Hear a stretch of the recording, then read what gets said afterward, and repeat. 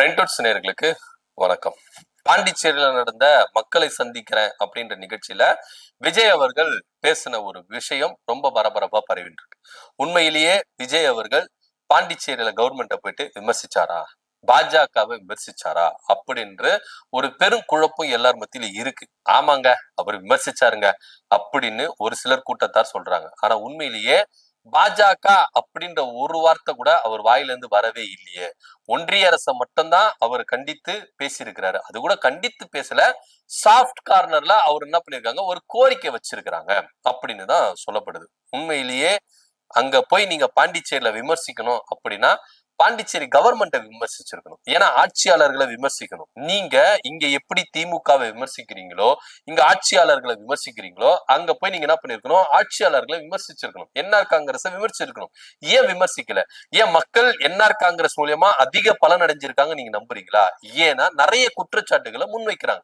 எதிர்கட்சியா இருக்கிற காங்கிரஸோ திமுகவோ நிறைய குற்றச்சாட்டுகள் முன்வைக்கிறாங்க. காங்கிரஸினுடைய முன்னாள் முதல் நாராயணசாமி அவர் என்ன பண்றாருன்னா, இங்க சாராய போக்கு அதிகமாயிருச்சு, மக்கள் ரொம்ப கஷ்டப்படுறாங்க, அடிப்படை தேவைகள் கூட இல்லாம தண்ணீர் வசதிகள் எதுவுமே இல்லாம ரொம்ப கஷ்டப்படுறாங்க, அடுக்கடுக்கான குற்றச்சாட்டுகளை முன்வைக்கிறாங்க. ஆனா இவர் என்ன பண்றாரு, ரேஷன் கடை இங்க ஓபன் பண்ணணும் அப்படின்னு. சரி, ஓகே, அவரு சொல்ற கூற்றும்படி பார்த்தா கூட ரேஷன் கடை அங்க ஓபன் பண்ணல, மக்கள் ரொம்ப அவஸ்திப்படுறாங்க அப்படின்னா இது செய்ய வேண்டியது சென்ட்ரல் கவர்மெண்டா ஸ்டேட் கவர்மெண்டா? அதாவது பாஜக அரசா இல்ல புதுச்சேரி மாநிலத்துல ஆண்டு கொண்டிருக்கிற என்ஆர் காங்கிரஸ் அவங்களுடைய பொறுப்பா அப்படின்றத இங்க அனலைஸ் பண்ணணும். இந்த பேசிக்கான அறிவு கூட விஜய் அவர்களுக்கு இல்லாம ஒன்றிய அரசு ரேஷன் கடையை திறக்கிறதுக்கு இங்க கவனம் செலுத்தணும் அப்படின்னு சொல்றாரு. ஆனா உண்மையிலேயே அமைச்சர் நமச்சிவாயமும் ஜான்குமார் அவங்க என்ன சொல்றாங்க அப்படின்னு பாத்தீங்கன்னா, இங்க ரேஷன் கடை திறந்திருக்கு, மக்களுக்கு விநியோகம் நடந்துட்டு தான் இருக்கு, அரிசிகள், இலவச அரிசிகள், சர்க்கரை போன்ற அத்தியாவசிய தேவைகள் வாங்கி கொண்டுதான் இருக்கிறாங்க. இத கூட விஜய் அவர்கள் சரியா சொல்லல. அவர் எழுதி கொடுக்கிறவங்க இதை எழுதி கொடுக்கல. ஏன்னா 2016க்கு அப்புறம் இங்க கடை திறக்காம இருந்து கிட்டத்தட்ட 8 வருஷத்துக்கு அப்புறம் இங்க கடைகளை திறந்து அரிசிகளோ சர்க்கரைகளோ இங்க கொடுக்கதான் செய்யறாங்க. மக்களும் இதை வாங்கி பயனடைறாங்க. இந்த ஒரு நாலேஜ் கூட விஜய் அவர்களுக்கு தெரியல. மக்களுக்கு உண்மையான என்ன தேவைகள் இருக்கு, அவங்களுக்கு என்ன விஷயங்கள் அவங்களுக்கு போய் சேரல, இதெல்லாம் அவரு விசாரிச்சு அவருக்கு எழுதி கொடுக்கிறவங்க சரிவர எழுதி கொடுக்கல அப்படின்ற ஒரு குற்றச்சாட்டையும் முன்வைக்கிறாங்க. அது மாத்திரம் இல்லாம ரேஷன் கடை விவகாரம் அப்படின்றது இதுல சென்ட்ரல் கவர்மெண்டோட இம்ப்ளிமெண்ட் எதுவுமே இல்ல. சென்ட்ரல் கவர்மெண்ட் இதுல தலையிடாது, ஸ்டேட் கவர்மெண்ட் தான் இதை நான் பண்ணணும், ஆர்கனைஸ் பண்ணணும். ஆனா இந்த பேசிக்கான ஒரு நாலேஜ் கூட இல்லாம விஜய் அவர்கள் பேசுறது வேடிக்கையா இருக்குது அப்படின்னு யார் எந்த அமைச்சருக்கு இலாக்கா கொடுக்காம இருக்கிறாங்க அப்படின்னு சப்போர்ட் பண்ணாரோ அதே இலாக்கா இல்லாத அமைச்சர் விஜய்க்கு சவுக்கடியும் கொடுத்திருக்கிறார். ஏன்னா இது இலாக்கா கொடுக்காதல, இப்போ ஜான்குமார் அவர்களுக்கு அமைச்சர் பதவி கொடுத்தாச்சு, ஆனா இலாக்கா ஒதுக்கல அப்படின்றதுல என்ஆர் காங்கிரஸ் தான் நீங்க குற்றம் சாட்டணும். இதுலயும் நீங்க பாஜக அரசு நீங்க குற்றம் சாட்டுறீங்கன்னா என்ன அப்படின்ற கேள்வியில, ஏன்னா இவங்க என்ஆர் காங்கிரஸ் எங்குமே விமர்சிக்கல. இதுல என்ன பெரிய கொடுமை அப்படின்னு பாத்தீங்கன்னா, விஜய் அவர்கள் சொல்றாரு இங்க இருக்கிற அரசை பார்த்து திமுக கத்துக்கணும் அப்படின்னு சொல்றாரு. கொஞ்சம் கூட ஒரு சுய நினைவு கூட இருக்குதா இல்லையா அப்படின்னு விஜய் அவர்களுக்கு இல்லவே. நீங்க திமுகவை ஏத்துக்கவே வேண்டாம் சார். திமுக அரசு கூட நீங்க ஏத்துக்கவே வேண்டாம். உங்க மனசுக்கு ரொம்ப இடரலா இருக்கா, நீங்க விமர்சிங்க, நான் தப்பு சொல்லல. ஆனா அவங்க மக்களுக்கு என்ன செஞ்சிருக்கிறாங்க, மக்களுடைய உரிமைகளுக்காக என்ன செஞ்சிருக்கிறாங்க? இன்னைக்கு தமிழ்நாடு தனித்துவமான மாநிலமா இருக்குதுன்னா அதுக்கு இந்த அரசு என்னென்ன வேலைகள் செஞ்சிருக்காங்க, என்னென்ன செஞ்சிருக்கிறாங்க அப்படின்றத நீங்க என்ன பண்ணக்கூடாது, மறக்க கூடாது. ஏன்னா நீங்க மக்களுக்காக வந்திருக்கிறீங்க, மக்களுக்காக அரசியல் செய்ய வந்திருக்கிறேன் அப்படின்னு சொல்றீங்க. நீங்க ஒரே ஒரு விஷயத்த சர்வே எடுத்து பாருங்க. 2021க்கு முன்னாடி இருந்த அரசாங்கமும் 2021க்கு அப்புறம் திராவிட மாடல் அரசு வந்துட்ட பிறகு தமிழ்நாடு எந்த அளவுக்கு வளர்ச்சி அடைந்திருக்கு, பொருளாதாரத்துல, கல்வித்துறையில, வேலை வாய்ப்புல, எல்லா விஷயத்திலும் எந்த அளவுக்கு உயர்வு அடைஞ்சிருக்கு, வளர்ச்சி அடைஞ்சிருக்கு. இந்த ஒரு பேசிக்கான ஒரு சர்வே நீங்க எடுத்துட்டு கூட நீங்க பேசலாம். ஆனா இன்னைக்கு தமிழ்நாடு இந்தியாவுக்கு மாத்திரம் இல்ல, வெளிநாடுகளுக்கு முன்மாதிரியா இருக்கு. ஏன்னா தமிழ்நாட்டுல ஐயா ஸ்டாலின் அவர்கள் கொண்டு வந்த திட்டத்தை இன்னைக்கு இந்தியாவை கடந்து உலக நாடுகள் எல்லாம் பின்பற்றுறாங்க. கர்நாடகால காலை உணவு திட்டம், அதே போல இந்தியால இன்னைக்கு பாஜக மாநிலங்களை கூட தமிழ்நாடு அரசு கொண்டு வந்த இலவச திட்டங்களை வைத்துதான் அவங்க என்ன பண்ணிருக்காங்க, ஆட்சியை பிடிச்சிருக்காங்க. இந்த ஒரு பேசிக்கான அறிவு கூட விஜய் அவர்களுக்கு இல்ல அப்படின்றதுதான் ஒரு எப்படி சொல்றது வெக்கக்கேடான செயலா இருக்கு. தமிழ்நாட்டு வெற்றி கழகம் அப்படின்னு ஒரு கட்சி ஆரம்பிச்சு அரசியல் செய்கிறேன் அப்படின்னு சொல்றவரு கொஞ்சம் குறைஞ்சபட்சம் கொஞ்சம் அரசியலை கத்துக்கிட்டு குறைஞ்சபட்சம் மக்களுக்கு என்ன பயனடைஞ்சிருக்கிறாங்க, மக்கள் எந்த அளவுக்கு உரிமைகளை விட்டு கொடுக்காம இருக்கிறாங்க அப்படின்றத தெரிஞ்சுக்கிட்டு பேசணும் அப்படின்னு தான் இருக்கு. ஏன்னா நீங்கெல்லாம் தமிழ்நாட்டை ஆட்சி செய்ய போறீங்க, உங்க ஆட்சி கீழே நாங்கெல்லாம் இருக்க போறோமா அப்படின்னு பார்த்தா ரொம்ப கேவலமாவும் இருக்கு, வெக்கமாவும் இருக்கு அப்படின்னு தான் சொல்லணும். ஏன்னா இன்னைக்கு தமிழ்நாடு எந்த அளவுக்கு வளர்ச்சி அடைந்திருக்கு. இப்ப நீங்க தமிழ்நாட்டுல சமத்துவமா இருக்கட்டும், சமூக நீதியா இருக்கட்டும், மதசார்பின்மை இருக்கட்டும், எதனா ஒரு மாநிலத்தை நீங்க காட்டி விட முடியுமா? இங்க கல்விய பொருளாதாரத்துல வேலை வாய்ப்புல எதனா ஒரு மாநிலத்தை நீங்க காட்டிட முடியுமா? ஆனா இவர் சொல்றாரு புதுச்சேரி மாநிலத்தை பார்த்து கத்துக்கணும். இன்னும் கேட்டா சென்னையோட பரப்பளவு கூட புதுச்சேரி வராது அப்படின்றதுதான் ஒரு நிதர்சனமான உண்மை. இத அதாவது தமிழ்நாடு மாநிலத்தோட புதுச்சேரி மாநிலத்தை விஜய் அவர்கள் ஒப்பிடுறாரு. எந்த பேசிக்ல ஒப்பிடுறாரு அப்படின்னு நம்மளுக்கு தெரியல. ஏன்னா அங்க பாஜகவுடைய துணையோட தான் அங்க ஆட்சி செஞ்சுட்டு இருக்காங்க என்ஆர் காங்கிரஸ். ஆனா இங்க தனித்து பெரும்பான்மையோட ஆட்சி செஞ்சுட்டு இருக்காங்க திமுக. ஆனா இங்க பாஜக கொண்டு வர திட்டங்களை, அதாவது மக்களுக்கு எதிராக இருக்கிற, மக்களுடைய உரிமைகளுக்கு எதிராக இருக்கிற, தமிழ்நாட்டுக்கு எதிராக இருக்கிற திட்டங்களை தொடர்ந்து போராடி என்ன பண்ணிட்டு இருக்காங்க, இங்க வெளியே அனுப்பிட்டு இருக்காங்க. ஆனா பாஜக மாநிலங்கள்ல அப்படி கிடையாது. ஈஸியா என்ன பண்ணுவாங்க, திட்டங்களை ஏத்துவாங்க. இன்னைக்கு பிஎம்ஸ்ரீ திட்டம், இந்த திட்டத்தினால மாணவருடைய கல்வி பறி போகும். எல்லாருமே என்ன பண்ணுவாங்க, படிப்பறிவு இல்லாம இருப்பாங்க. ஆனா அப்பேற்பட்ட ஒரு திட்டத்தை இங்க திணிக்கணும் அப்படின்னு சொல்லிட்டு பாஜக ரொம்ப முயற்சி இருக்கு. இதனாலேயே கல்வி நிதியை கொடுக்காம வஞ்சிக்கிறாங்க. ஆனா இங்க எங்களுடைய மாணவர்களுடைய கல்வி முக்கியம், அவங்களுடைய எதிர்காலம் முக்கியம் அப்படின்னு சொல்லிட்டு அந்த திட்டத்தை தடுத்து நிக்கிறாங்க. எங்களுடைய நிதியில நாங்க எங்க மாணவர்களை படிக்க வைக்கிறோம் அப்படின்னு சொல்லிட்டு படிக்க வைக்கிறாங்க. இத கொஞ்சமாச்சுன்னா நீங்க உணர்ந்து மாணவருடைய கல்வி விஷயத்துல இன்னைக்கு நீங்க சொல்றீங்க கல்வி உதவித்தொகை கொடுக்குற எங்க ஆளு கல்வியாளரு அப்படி இப்படின்னு மார்த்தட்டிக்கிறீங்களே, கொஞ்சமாச்சுன்னா இந்த பேசிக்கான அரசியல் எடுத்து உங்களால பேச முடியுமா அப்படின்னா முடியவே முடியாது. இவங்களை பொறுத்த வரைக்கும் என்னன்னா ஆட்சியை பிடிக்கணும். சினிமாவை விட்டு நான் அரசியலுக்கு வந்துட்டேன், அரசியல் கையோட நான் என்ன பண்ணணும், ஆட்சியை பிடிச்சிடணும். ஆட்சியை பிடிச்சு கூறு கூறா போட்டு பாஜகவுக்கு நீங்க விப்பீங்களை கண்டி உண்மையிலேயே உங்களையே உங்களால காப்பாத்திக்க முடியாது, தமிழ்நாட்டு மக்களையும் உங்களால காப்பாற்ற முடியாது அப்படின்னு. ஏன்னா நீங்க எடுக்கிற அரசியலே வெளிப்பாடு தெரியுது. நீங்க எந்த அளவுக்கு நீங்க தமிழ்நாட்டை கூறு போட்டு விப்பீங்க அப்படின்னு நீங்க பேசுற அரசியல தெரியுது. கேவலமா இல்ல, புதுச்சேரியில போயிட்டு திமுகவை நம்பாதீங்க, திமுக அரசை நம்பாதீங்கன்னு சொல்லிட்டு புதுச்சேரி மாநிலத்துல போய் பேசுறாரு. அங்க ஆட்சி செய்யறது யாரு, அங்க ஆட்சி புரிஞ்சா யார் ஆட்சி செய்வா அப்படின்றத குறைஞ்சபட்ச ஒரு ஞானம் கூட இல்லாம விஜய் அவர்கள் பேசுறதுதான் ரொம்ப கேவலமான ஒரு செயலா இருக்கு. இவரெல்லாம் தமிழ்நாட்டுல ஆட்சியை பிடிச்சு சிஎம் ஆயிடுவாரா அப்படின்ற ஒரு கேள்வி எல்லாம் இருக்குல்ல, எங்க போய் சொல்றது இல்ல. ஆனா இவங்களுக்குன்னே ஒரு கூட்டம் இருக்கு. இந்த கூட்டம் அவர் அரசியல் பேசுறாரு இல்ல, அவர் கருத்தியல் பேசுறாரு இல்ல, அவர் கொள்கையை பேசுறாரு இல்ல, எங்களுக்கு அவரை பார்க்கணும் அப்படின்னு சொல்லிட்டு போய் பார்க்கிற கூட்டம் தான் அந்த கூட்டம். ஆனா உண்மையிலேயே அரசியல் வகைப்படுத்தி இருக்கிறாங்களா அப்படின்னா இல்லவே இல்ல அப்படின்னா.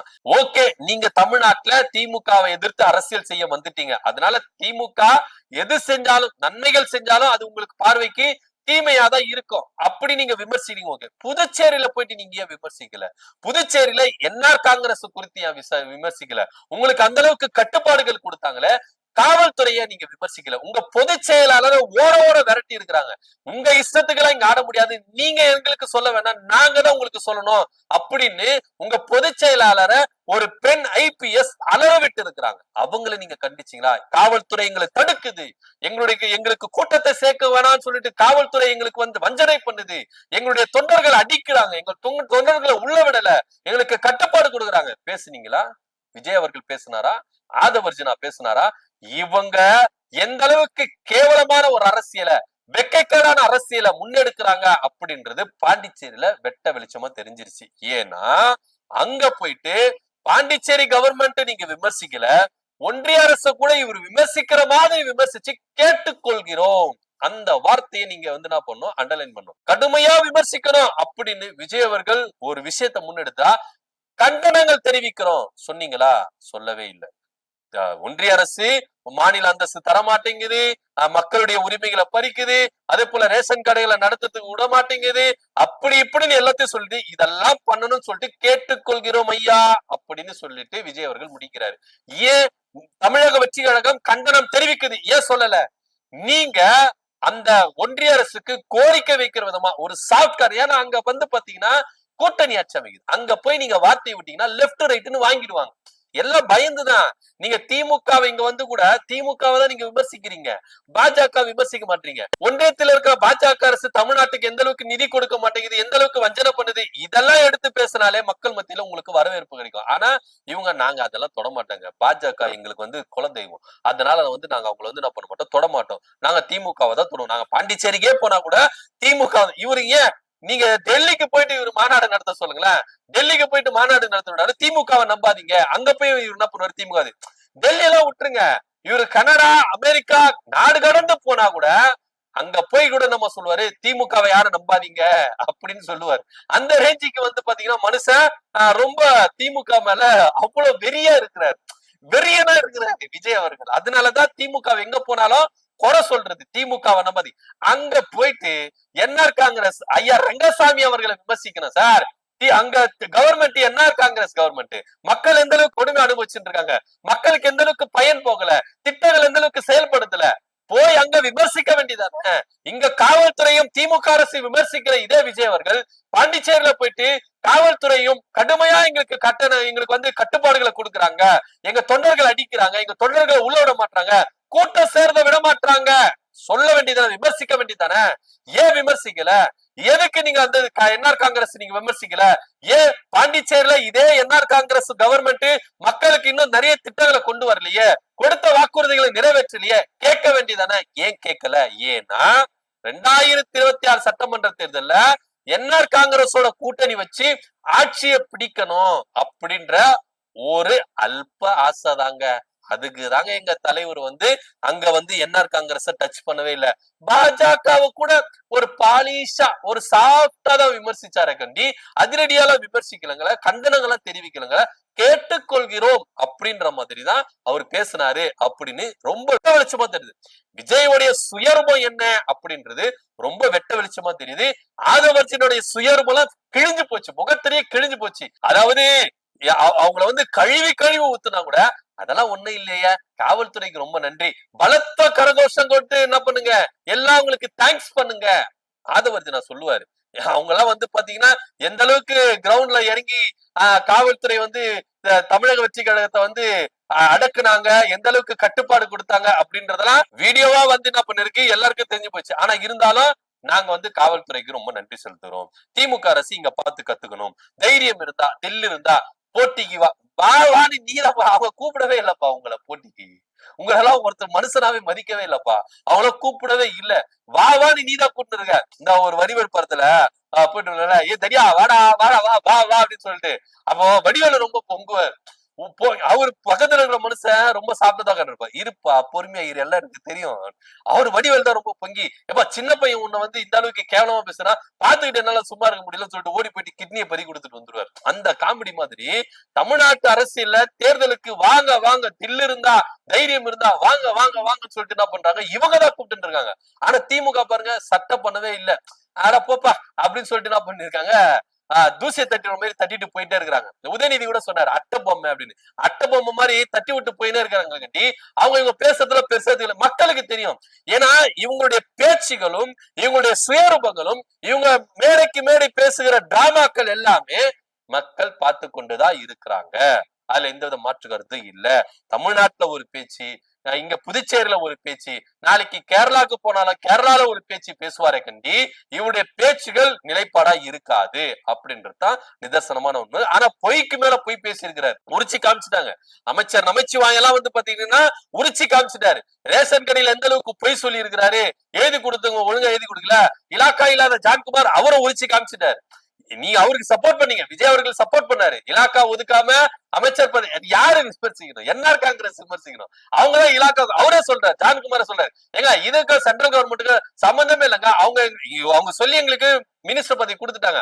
கொடுக்காம இருக்கிறது என்ஆர் காங்கிரஸ், அவங்கதான் கொடுக்கணும். அவங்கள விமர்சிக்காம ஒன்றிய அரசு விமர்சனம் என்னங்க? இந்த பேசிக் நாலேஜ் கூட விஜய் அவர்களுக்கு இல்லையே அப்படின்னு சொல்லிட்டு அவர் சப்போர்ட் பண்ணணும். யாருக்கு நீங்க சப்போர்ட் பண்ணீங்களோ அவரே உங்களை கழுவி கழுவி ஊத்துறாரு. இந்த அளவுக்கு தான் விஜயோட அரசியல் ஞானம் இருக்கு. எழுதி கொடுங்க, ஒழுங்கா எழுதி கொடுங்கப்பா நெக்ஸ்ட் டைம். அப்பதான் மனுஷன் மிஸ்டேக் இல்லாம பேசுவாரு, 4 பேர் கழுவி ஊத்தாம இருப்பாங்க அப்படின்னு தான் கேட்டுக்கிறோம். இதை பத்தியோட கருத்து என்ன அப்படின்னு கீழே கமெண்ட் பண்ணுங்க. நன்றி, வணக்கம்.